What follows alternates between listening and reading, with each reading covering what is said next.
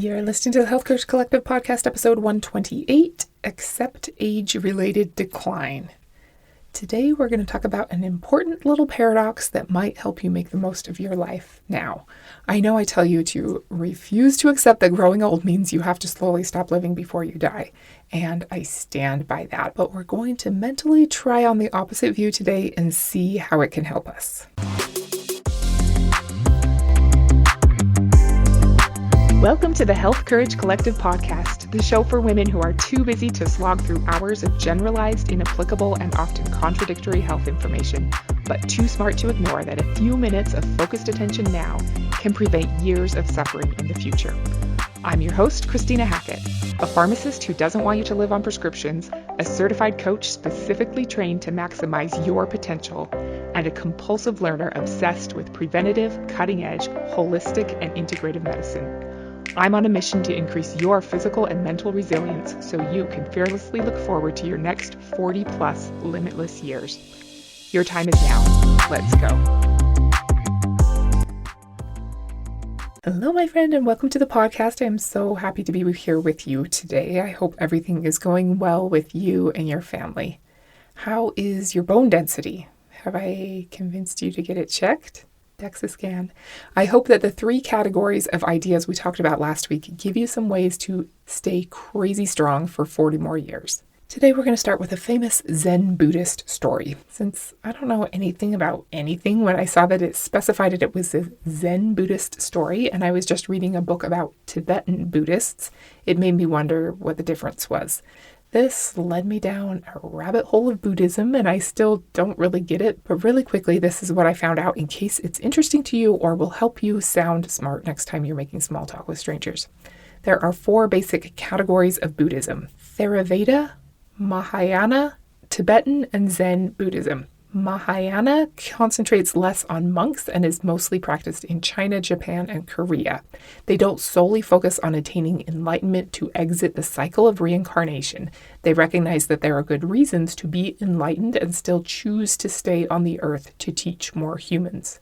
Zen Buddhism is a form of Mahayana Buddhism with Taoist influences.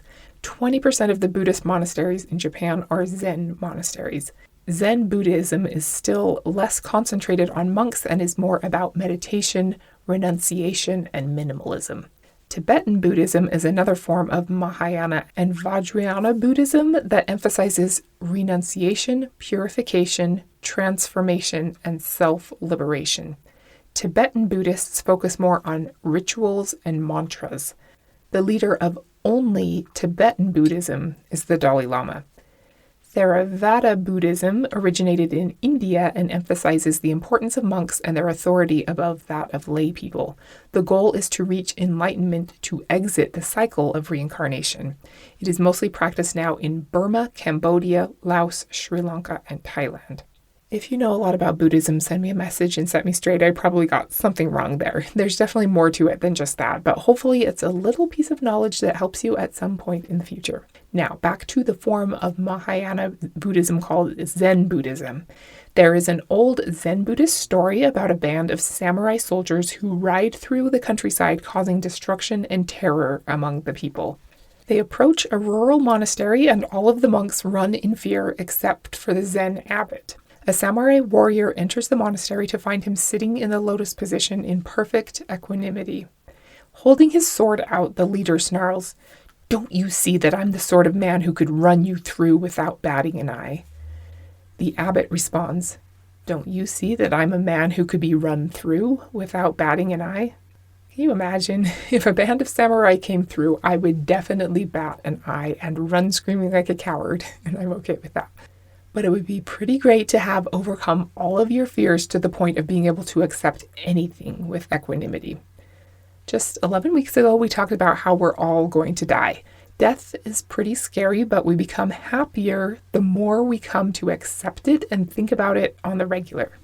Do you remember memento mori? I was thinking about that one day and started thinking, Does this apply to other inevitable changes, especially ones we consider negative or scary, like getting older, getting frailer, having more health challenges, mobility challenges, cognitive challenges, energy challenges, hearing and or vision difficulties, and even getting wrinkles and gray hair?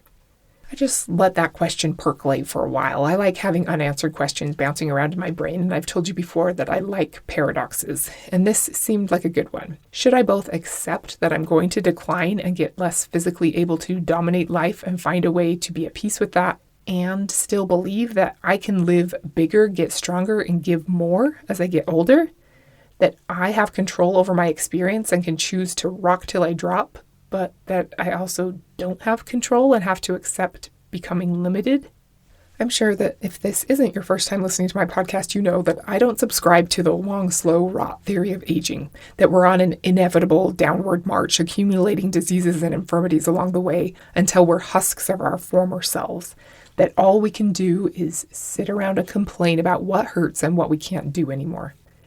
That's pretty normal, but it's not inevitable. There is so much we can do to have tons of energy and strength and keep our brains sharp and create the life we want to live instead of the one that's considered normal. To avoid the chronic diseases of aging that are so common. Cardiovascular disease, metabolic dysfunction, chronic pain, fatigue, osteoporosis, dementia, even cancer. There is so much we can influence, way more than we're led to believe. And traditional medicine is not set up to provide that. But we also can't deny the fact that we do get older. Our mitochondria naturally start to become more and more dysfunctional with time. We naturally produce less collagen, lose fast twitch muscle fibers, have a greater number of errors in our DNA replication cycles. Our hormone levels decline and our immune system becomes less robust. These are all natural consequences of aging, and they're all areas of focus that we can home in on to help us biologically age more slowly than we're chronologically aging, which is what I'm all about. But even if you slow down your biological aging, you're still aging, unless you have a down payment on getting frozen in carbonite or something. Just like we talked about 11 weeks ago, we don't want to dive into these awesome anti-aging strategies as a way to run away from the fact that we're going to die someday. And I don't think we'll be doing ourselves any favors by focusing on longevity strategies as a way to deny the fact that we will decline as we age. We can slow it down, but we don't want to run away from it or deny it or even be scared of it. I think one of the best ways to think about it is that we can't stand still. It's not possible. We're traveling forward on a journey, and just because everyone complains about conditions in North Dakota doesn't mean that there aren't some wonderful things to take advantage of when we get there. I've never been to North Dakota, but it seems like a little less of a desirable destination. But just because people complain about it or it's less flashy and has fewer positive Yelp reviews doesn't mean it's somewhere to dread going. North Dakota might be extremely fulfilling. There's a quote from Peter Drucker that says, "Whoever tries to place a man or staff an organization to avoid weakness will end up, at best, with mediocrity." The idea that there are well-rounded people who have only strengths and no weaknesses, is a prescription for mediocrity, if not incompetence. Strong people always have strong weaknesses too. Where there are peaks, there are valleys, and no one is strong in many areas. Measured against the universe of human knowledge, experience, and abilities, even the greatest genius would have to be rated a total failure. There is no such thing as a good man. Good for what is the question, end quote. Trying to avoid our weaknesses is a prescription for mediocrity, if not incompetence. Our weaknesses change over time from ignorance to overconfidence to not being able to see the forest for the trees, and eventually to maybe being a little slower and less forceful. Since trying to avoid our weaknesses is a prescription for mediocrity, what do we do instead? We focus on our strengths. Lean into our strengths to the point where our weaknesses become a non-issue. Our strengths shine so much brighter that the weaknesses don't really matter. Everyone has weaknesses, including the greatest people in history. Abraham Lincoln changed the world even while having depressive to the point of near suicide episodes. Winston Churchill, Ulysses S. Grant, John F. Kennedy, there are stories about all of their weaknesses. None immediately come to mind about world-altering women.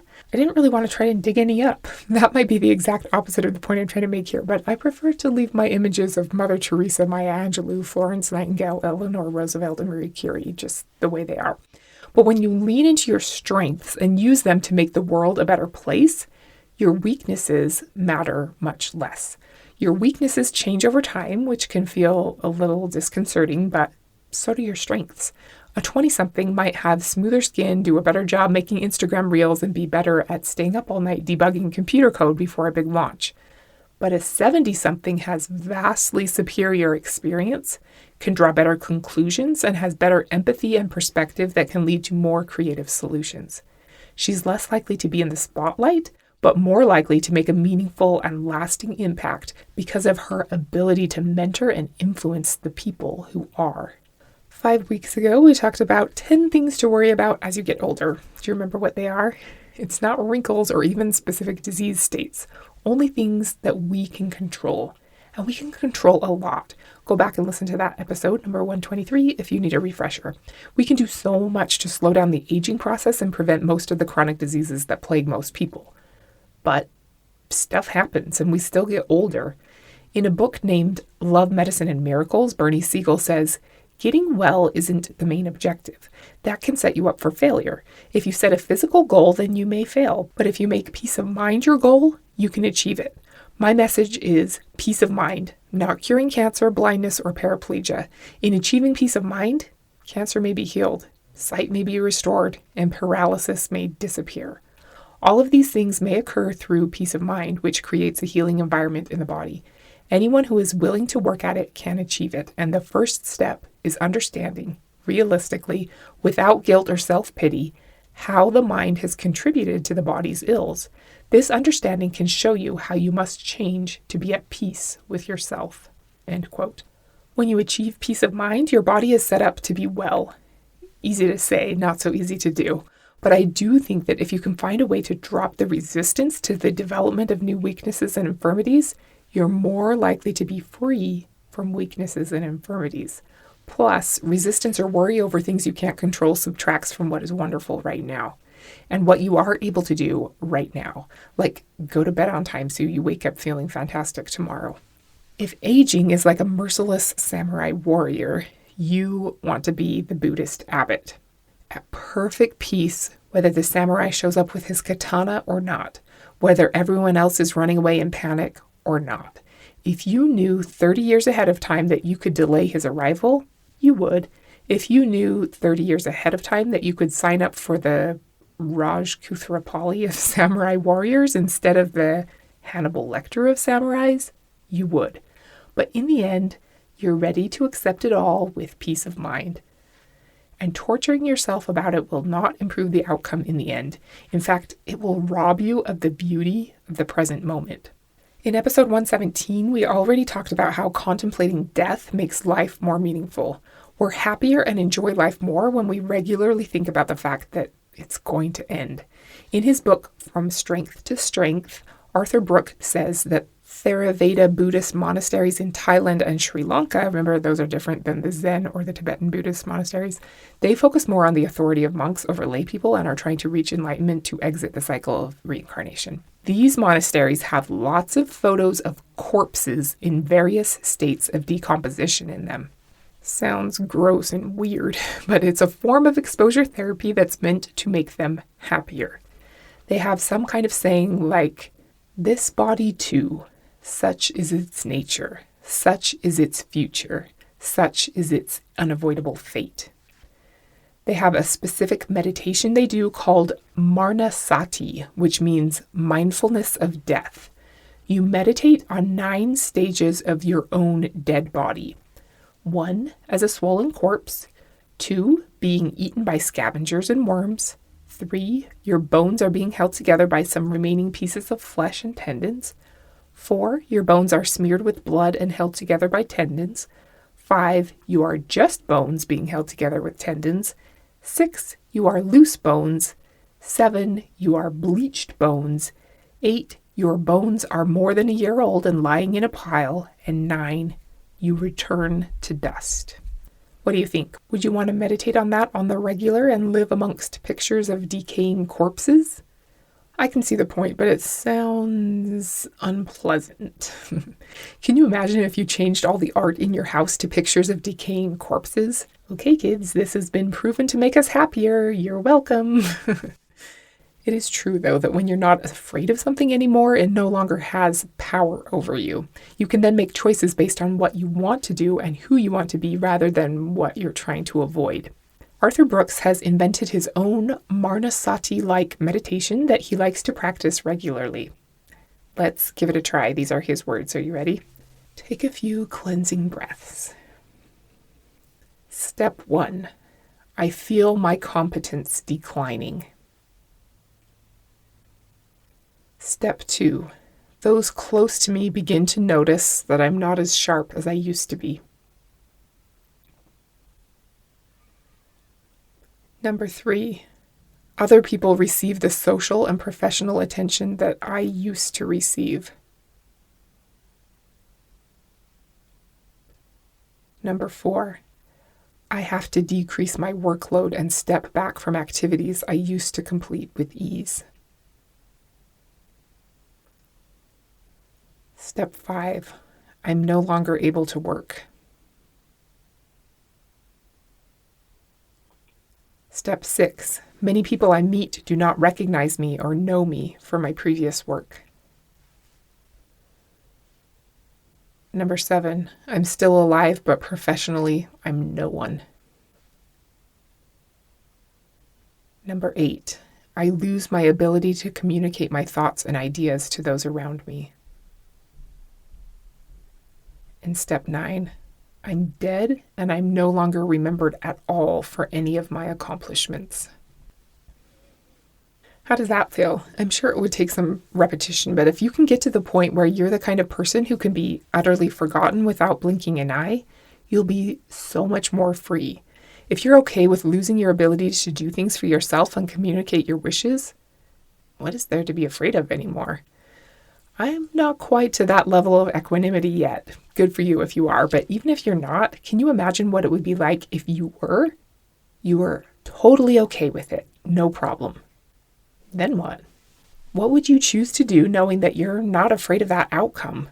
Would you decide to take up smoking? Eat cake for breakfast every day?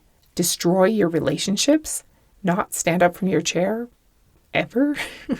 I don't think you would. I don't think I would. Kind of weird because it seems like losing your fear of decline would make you lose the motivation for doing the things to prevent it, but I think it makes you more motivated to live a good life while you have the chance. Part of living a truly fulfilling life that makes you feel alive is maximizing your potential. Doing hard things. Closing the gap between who you're actually being and who you're capable of being. Being the youest you that you possibly can.